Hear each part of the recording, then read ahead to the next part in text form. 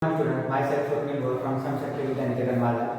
During the last lecture, we have started the third chapter of our syllabus. The name of the chapter is Diversity in Living Things and their classification. Okay. So during last lecture, we have studied the point or subtopic of the chapter Diversity in Plants. I also told you the meaning of diversity. Diversity means what?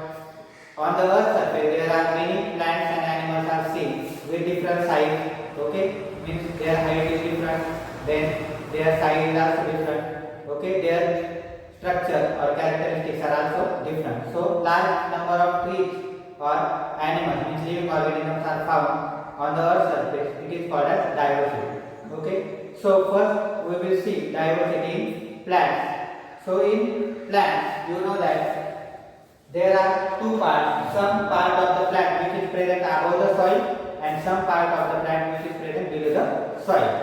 Okay, the parts which are present above the soil, it consists of flower, okay, then fruit, then leaves, after that stem. Okay, so these four parts of the plant which are present above the ground. So it is called as shoot system. Means what? It is referred as shoot system, means all parts present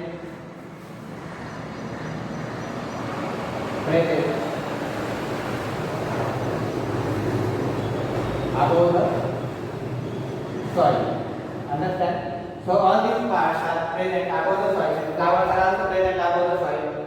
Fruits also present above the soil, leaves and stem also present above the soil. So it is called as shoot system. So these all parts are present above the soil. And second part is present below the soil. It only consists of roots. Okay. So therefore roots are only present below the soil. So therefore it is called as root system. Understand? So that part present below the soil. Understand? So therefore, plants having how many parts? 5 parts: flower, fruits, leaves, stems, and roots. Out of which 4 parts, namely flower, fruit, leaves, and stems, they are present above the soil. So it is called as shoot system, and only one part, that is root, it is present below the soil, it is called as root system. Understand? So totally how many parts plants have? 5 parts. Okay. Plant structure, it is called as structure of plant or plant structure. Okay. So plant structure can generally divided into 2 parts: the stem which grows above the ground and roots which grow below the ground surface. Okay, I already told you that 2 parts means the parts which are present above the soil or above the ground and the parts which are present below the ground. Okay, the root, stem, leaves are the main parts of the plant. From time to time, plant bears flowers for reproduction, and flowers are transformed into fruits. Okay, fruits consist of seeds. Okay, and seeds give rise to new plants. So totally there are 5 parts of the plant, namely flower, fruit, leaves, stems, and roots. Now one by one we will see the structure of all the parts of the plant as well as their function. Means what is the role of different parts of the plants. Understand? Now first we will see the flower. Okay. First part of the plant, it is called as flower. Okay. Now you know that many plants bear different brightly colored flowers. Okay. For example, hibiscus having red colored flowers, then rose having pink colored flowers. Understand? So means different plants having different colors of flowers. So these flowers are brightly colored and it is the most attractive part of the plant. Now you know that when you observe the plant, our first attention is going on the flowers. So therefore flowers are the most attractive part of the plant. It is connected to the stem by a stalk which may be long or short.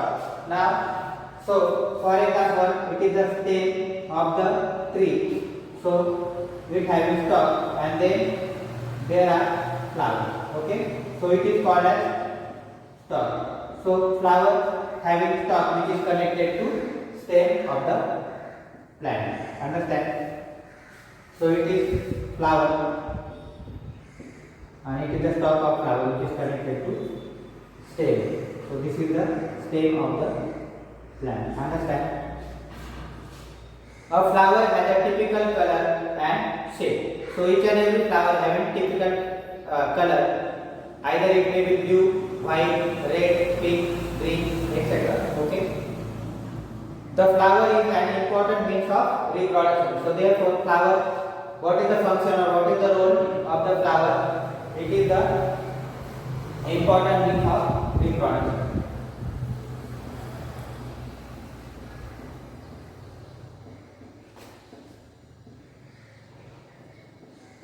So flower is an attractive part of plant, and it is important means of reproduction. So due to flower, there is a possibility of generation of new plantlet. Okay, so therefore flower is important for reproduction. So therefore the species is retained due to flower.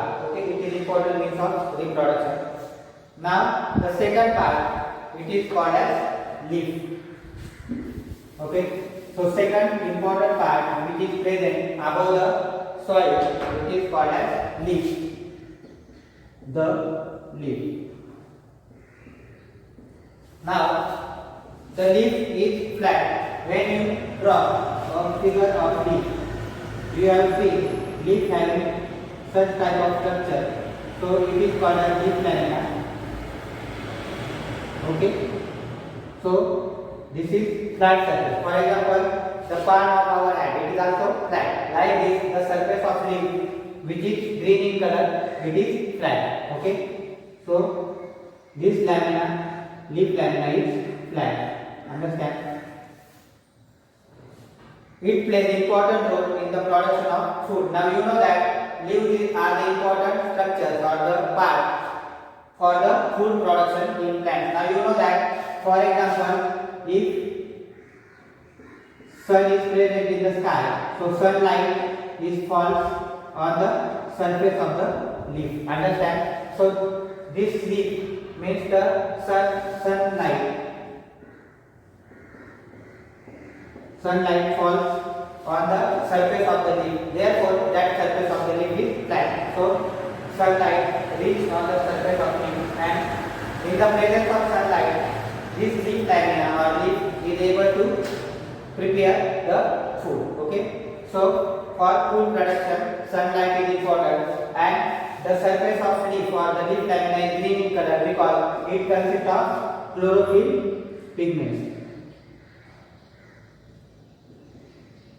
Chlorophyll pigments.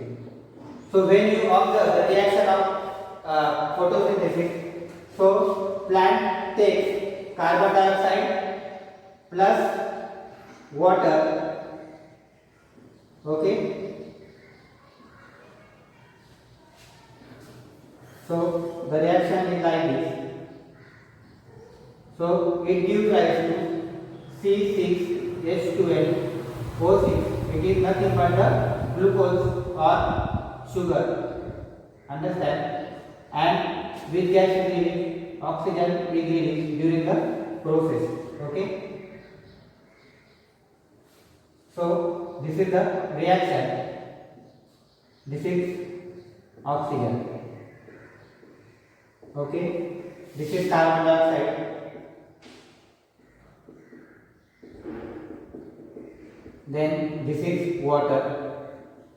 And for this reaction, what is required? Sunlight is required.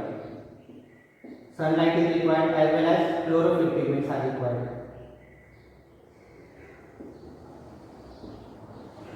Chlorophyll pigments. Okay. So therefore, from this reaction or from this example, you will observe that sunlight is important for photosynthesis process, okay, and as well as chlorophyll pigments which are present in the leaf are required for photosynthesis process. Therefore, plants are able to do their own food because of chlorophyll pigments. In human body or in the animals, chlorophyll pigments are not present. Therefore, we don't have the ability to prepare our own food. Only plants have that ability because due to the chlorophyll pigments. Understand? So glucose is formed, and this glucose is used for the production of energy in plants. Understand? So this glucose is used for the food or to produce the energy in plants for different processes. Okay. So what plants take? Carbon dioxide. Now this carbon dioxide is present in the air, and when you plant more and more trees, the amount of carbon dioxide or amount of pollution goes on decreasing. Why? Because all the plants take carbon dioxide from the air for their food production. Therefore, amount of carbon dioxide from the air goes on decreasing as we grow more and more plants. Understand?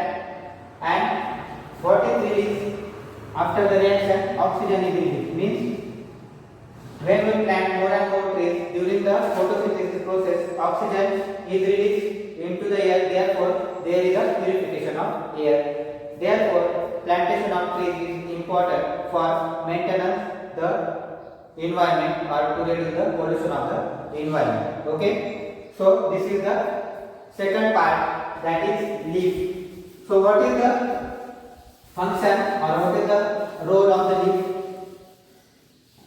I already explained you. What is the role of leaf? What is the use of leaf in plant? Obviously, food production. Okay, means photosynthesis process. Okay, so function is production of food. Okay, by the process of photosynthesis. Then leaves are of two types. For example, I have drawn the diagram of one leaf lamina is there. So such type of leaf is called as simple leaf. For example, people or mango plant having such type of leaf. Okay, simple leaf. Only one leaf lamina is there. But when you observe the leaves of the rose, so they are like this. Okay, so such type of leaves are seen in rose. So many lamina, leaf lamina are there. So this type of leaf is called as compound leaf. Okay, so leaves are of two types. Simple leaf, example mango, and compound leaf, example is rose. Okay, so two types of leaves are seen in plants.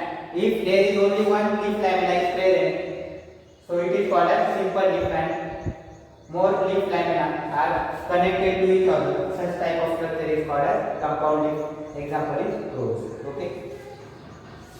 So now the next part, the stems, fruits and roots are remains. So today we have seen the functions and structure of two parts of the plant, namely flower and leaf. Now three parts remain. So the structure of fruit, then stem and roots we will learn in the next video. Okay, thank you.